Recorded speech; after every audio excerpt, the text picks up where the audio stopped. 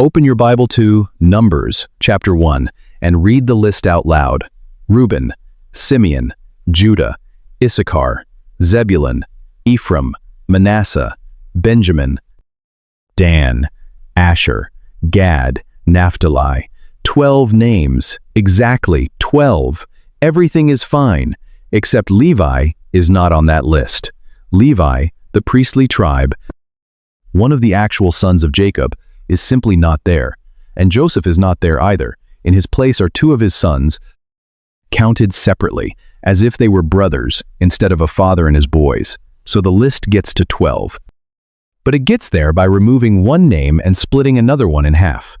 Now turn to Deuteronomy 33, where Moses blesses the tribes before he dies. Count them. You will get 11. Simeon is missing, and nobody in the text stops to explain why. Now, go back further to the Song of Deborah in Judges 5, some of the oldest poetry anywhere in the Hebrew Bible. Judah is missing. Simeon is missing. Levi is missing. Gad is missing. And two names show up that you have never seen on a tribal list before. Machir and Gilead, standing there like they belong. 4 different lists, 4 different rosters, and the number 12, surviving all 4. Somebody kept arriving at 12 by changing who was in it, which means the number was not a head count. It was something else. Something the writers were willing to rearrange the family to protect. This video is about what that something else is, and about the question a scholar at William and Mary is going to ask us halfway through, which I am not going to dodge. You already know this number. That is the strange part. 12 tribes, 12 apostles, 12 gates, 12 baskets. If someone stopped you on the street and asked which number the Bible uses most deliberately, you would say 12 without thinking about it, and you would be right. But ask yourself the follow-up. Why 12? And notice what happens in your head. Nothing arrives. You have carried this number your whole life without ever being handed a reason for it. If you have been anywhere near a certain kind of Bible study, you have probably heard an answer. 3 is the number of God. 4 is the number of the earth. 3 times 4 is 12, so 12 is divine government, heaven multiplied by earth. It is tidy, it fits on a slide. And we are going to come back to it later, because I have something to say about it that you may not like. For now, hold 2 questions open. They are the 2 the rest of this video is built on. First, why does the count survive when the members keep changing? A family can lose a name. A nation can lose 10 tribes to an empire and never get them back, and the number 12 keeps standing there like nothing happened.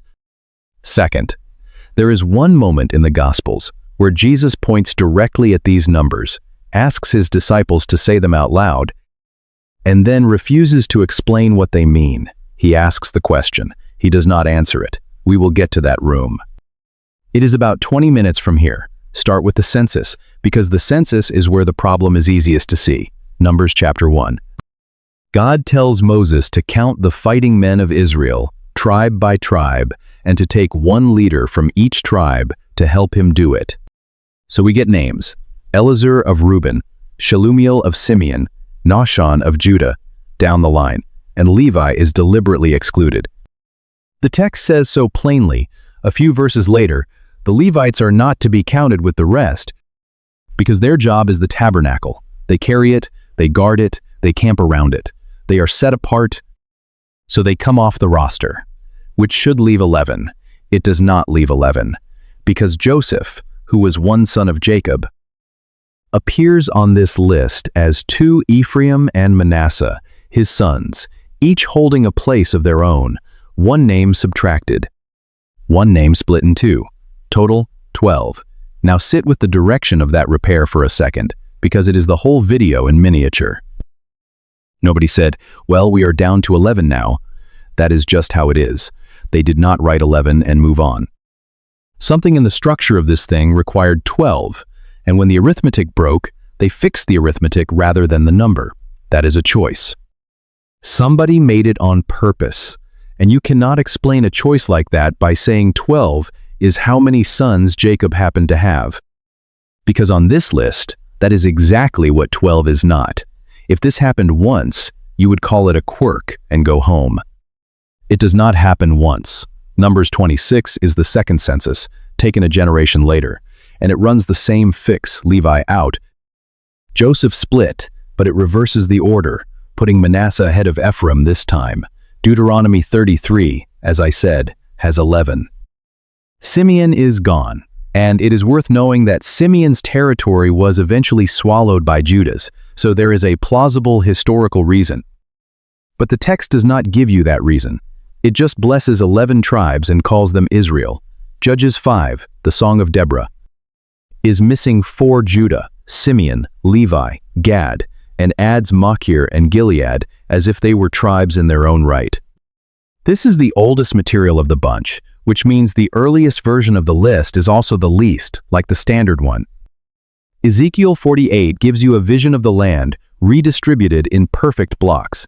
7 tribes to the north, Levi in the middle, 5 to the south. Nothing like the map anyone ever actually lived on. And then Revelation 7, at the far end of the whole Bible, lists 12,000 sealed from each tribe, and includes both Manasseh and Joseph, which no earlier list does, and drops Dan entirely.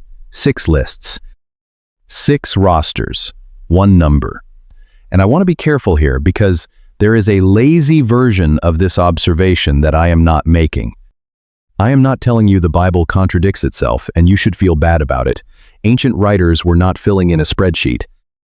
Different lists come from different centuries, different regions, and different purposes. A battle poem does not have the same job as a census. But that is exactly the point I am making. 6 documents, written across an enormous span of time, for completely different reasons, by people who did not always agree about who was in the family, and all 6 of them reach for 12. At some point, you stop calling this a copying error and start asking what the number is actually for. Here is the first place it shows up as something other than a count. Exodus 28. God is describing the clothing the high priest will wear, and the description is absurdly specific, the colors of the thread, the bells on the hem, the exact stones and the order they sit in, and on the chest piece, over the heart, 12 stones. The text says it directly. There shall be 12 stones with their names, according to the names of the sons of Israel, engraved like signets, for the 12 tribes, 1 stone per tribe, names cut into gems. Now, think about where those stones go. Not on a wall, not on a shelf where people can admire the workmanship. They go on a man's chest. And that man walks into the holy place wearing them. He does not go in alone. He cannot. The design of the garment makes it structurally impossible for him to enter that room as an individual.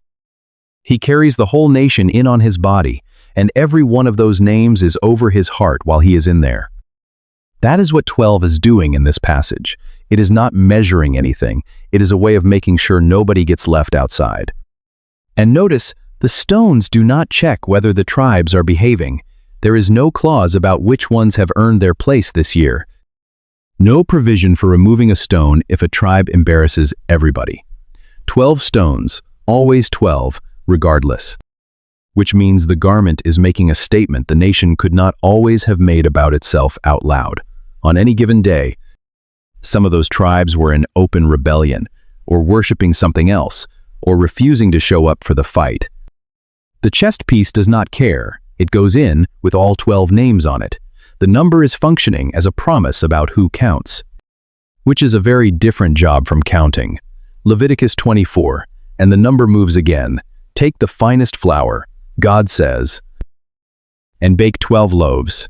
Set them in 2 rows, 6 per row, on the table of pure gold in front of me. And the text calls it a lasting covenant. 12 loaves, 12 tribes, bread standing in the presence of God permanently, except it is not permanent. And that is the part everyone skips. Every Sabbath, the old loaves come off the table. Somebody bakes new ones. Every single week. For as long as there is a tabernacle and then a temple, somebody is in a room with flour on their hands making the number again. Because bread goes stale. That is what bread does. You cannot set 12 loaves down once and have them be there forever. The arrangement only stays true if a person keeps renewing it. I want you to hold that image because it answers something about the lists. The 12 was never a fact that stayed fixed on its own. It was a thing that had to be maintained. Every generation, somebody had to say 12 again, had to bake it again, even when the political situation had made it awkward, even when a tribe had gone quiet, even when the honest census would have come back with a different figure. 12 was not a measurement anyone took. It was a claim somebody kept renewing on purpose. And weekly bread is a strange, humble, physical way to say that. Not a monument, not a proclamation, just somebody in the kitchen, every seventh day, making sure the number is still there. Joshua 4. The nation has just crossed the Jordan on dry ground, and before they go anywhere, they are told to stop and do something that looks like a waste of time. 12 men, one from each tribe, go back into the riverbed and each pick up a stone. They carry them out, and the text says, there at Gilgal, Joshua set up the 12 stones they had taken out of the Jordan. Now, why? The chapter tells you, and the reason is not what you would expect from a war narrative. It is for a conversation that has not happened yet. When your children ask, in time to come, what do these stones mean, then you tell them. That is the stated purpose. The monument is built for a question a kid has not thought to ask yet. Somebody's son, years from now, wandering past a pile of rocks and saying, why is that there? And that tells you something about the number that the census lists do not. 12 is a teaching device before it is anything else. It is designed to be counted by a child. 1, 2, 3, you can walk around them. You can put your hand on each one. The number is small enough to hold in a head and large enough to feel like all of us. Not a code, not an equation, a shape a kid can count.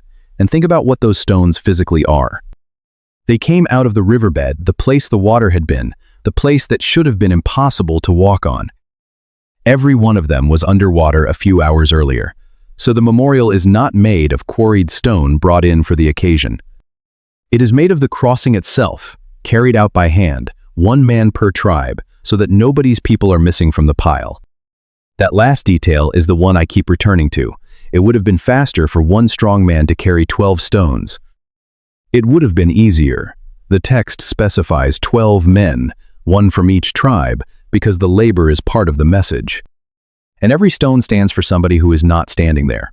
If this is the kind of Bible study you want more of, slow, sourced, and willing to say, when the evidence runs out, the join button under this video is where that lives. Members get the research sheets I build these from, with every link, including the ones that did not survive the check. There is a rejected pile for this video, and it is longer than usual. And if you are still here, we are about to hit the part where I have to argue with a real scholar in public. But first, Carmel. 1 Kings 18, the showdown on Mount Carmel. Elijah against the prophets of Baal, fire from heaven, the most cinematic scene in the prophetic books, and in the middle of it, one quiet verse that almost nobody preaches. Elijah took 12 stones, according to the number of the tribes of the sons of Jacob, and built an altar. Stop there. Because that verse should not be possible. By the time Elijah is standing on that mountain, the kingdom has been split for generations. 10 tribes in the north under a different king, Judah in the south under another. Elijah himself is a northern prophet operating inside a northern kingdom. And the political entity called 12 tribes of Israel does not exist. It has not existed in living memory. There is no 12 to build with. And he builds with 12. He does not build with 10, which is what he is standing in. He does not build with 2, which is what he came from. He picks up 12 stones on a mountain in a divided country and stacks them into an altar. That is not a man counting. That is a man making an argument in rock, in front of a crowd, about what Israel actually is underneath what it currently looks like. He is saying, whatever the political map says today, this is the shape of the thing, and then he pours water on it and asks God to answer with fire. The number was a statement of faith before the fire ever fell. He built the claim first. Now, I have to hand the microphone to someone who disagrees with the direction this video has been going. Dr. Andrew Tobolowsky is an assistant professor of religious studies at William and Mary, with a doctorate from Brown, and he wrote a book with the academic publisher Moore Siebeck, comparing the sons of Jacob to the sons of Heracles, how ancient peoples built descent stories to explain who they were. His argument, put plainly, is this. The 12 tribe list, the one that counts both northern Israelite groups and southern Judahite groups together, may be a late conception, and specifically a Judahite one, written down south later than we assume, describing a unity that may never have functioned the way the narrative says it did. And he goes further, the idea that the tribes are descended from Jacob's sons may be a later development still. That is not a small claim. Read it slowly. He is not saying the tribes are fiction. He is saying the system, the neat family tree, the 12 brothers.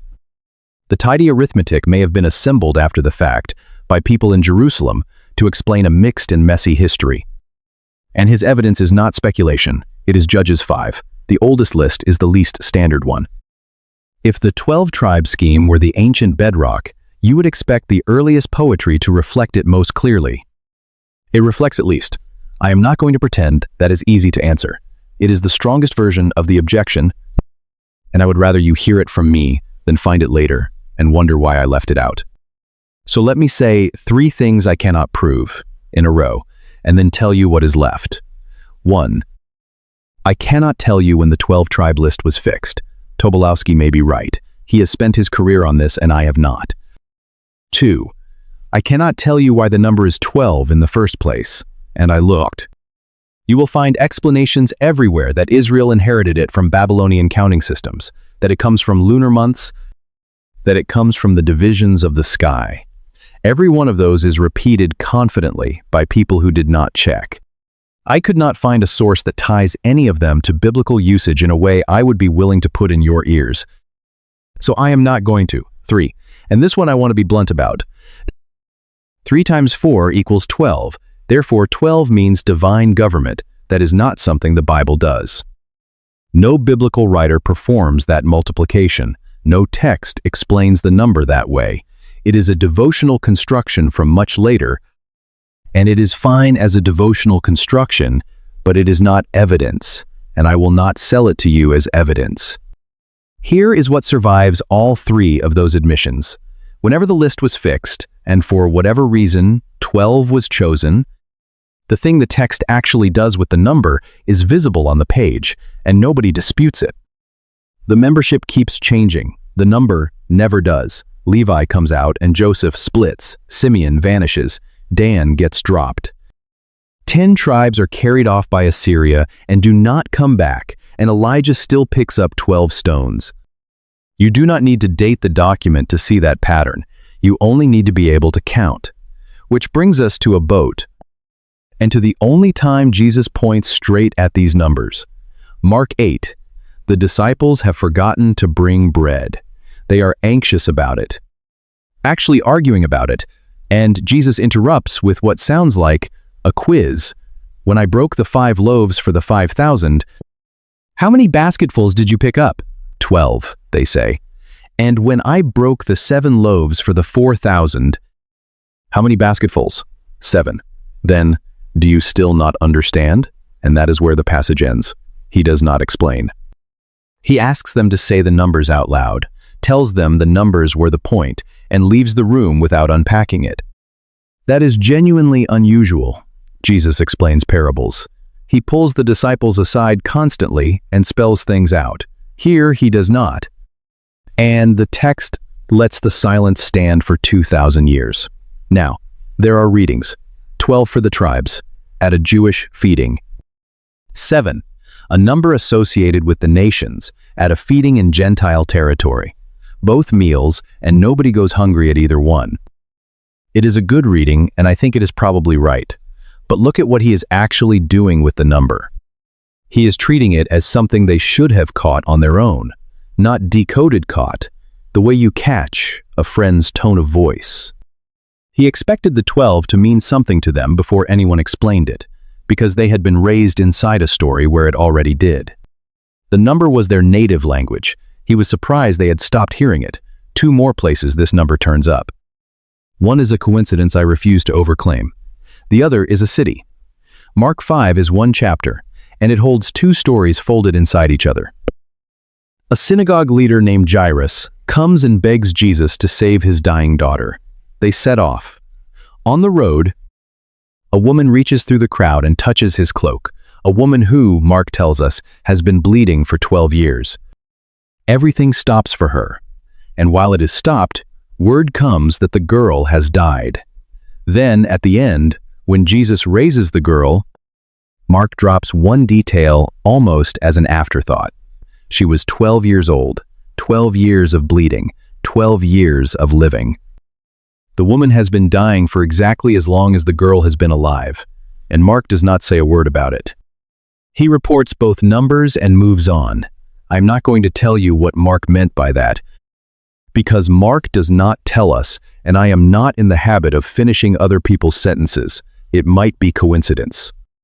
Ancient writers were often just reporting what they had, but Mark is a careful writer, and he chose to put those two 12s in the same chapter, one inside the other, and to mention the girl's age only after everything else was over.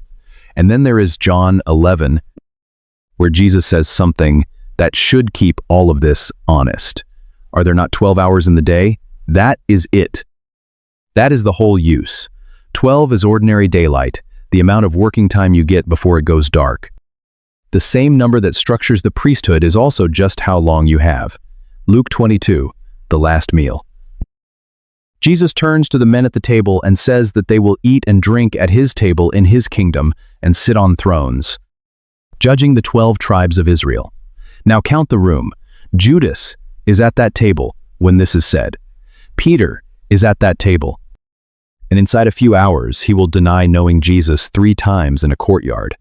Every man there is about to run, and Jesus promises them thrones anyway. And the number he uses for what they will oversee is 12, the same number that has been holding steady through every broken roster since Numbers 1. Then watch what happens after. Acts 1, Jesus is gone. The 11 are in an upper room in Jerusalem, waiting for something they have been told is coming but cannot yet name. Pentecost has not happened. The church, as an institution, does not exist yet, and the very first corporate decision they make is to fix the number. They put forward 2 candidates. They pray, they cast lots, and Matthias is chosen, and Luke's phrasing is precise. He was added to the 11 apostles. Nobody argues that they can function at 11. Nobody suggests that Judas can be quietly absorbed. Before the Spirit comes, before a single sermon is preached, they repair the 12, which is exactly what Numbers 1 did with Levi and Joseph. 1,500 years earlier, same instinct, same repair. When the count breaks, you do not lower the count. And then, at the very end of the Bible, the number stops being a count and becomes architecture. Revelation 21. John is shown a city coming down, and the description is almost obsessive. 12 gates, 12 angels, 1 at each gate. On the gates, the names of the 12 tribes of Israel, 12 foundations under the wall. On the foundations, the names of the 12 apostles. 12 pearls, 1 for each gate. The city measures 12,000 stadia. The wall measures 144 cubits. You cannot walk anywhere in this city without walking through the number, but look at how it is distributed, because that is the thing. The tribes are on the gates. The apostles are in the foundations. The old covenant is where you come in, and the new covenant is what the whole thing is standing on. Not one replacing the other, both in the same building, holding different structural jobs, and every tribal name on those gates belongs to a group that had, by then, been fractured, scattered, deported, absorbed, or simply lost. Dan is complicated. The northern 10 never came home. The rosters never agreed. The names are on the gates, anyway. That is the last thing the Bible does with this number. It carves the incomplete list into the entrance of a finished city. Permanently, in stone, the same 12 names Israel kept rewriting for 1,000 years, finally set somewhere they cannot be revised. The bread does not have to be baked again. The count is done. So, go back to the 4 lists we started with. Numbers 1. Engineering its way to 12 by splitting a name. Deuteronomy 33, quietly at 11. Judges 5, missing 4 and inventing 2. Revelation 7. Dropping Dan. For most of this video, that looked like a problem, the kind of thing you would rather your Bible did not do. But run it forward through everything else and it stops looking like a flaw and starts looking like the point. 12 stones on a priest's chest, carrying everyone into a room none of them could enter. 12 loaves that go stale and have to be baked again every week. 12 stones in a field so a child can ask why. 12 stones on a mountain in a country that had not been 12 anything for generations. 12 thrones promised to men who were about to fail.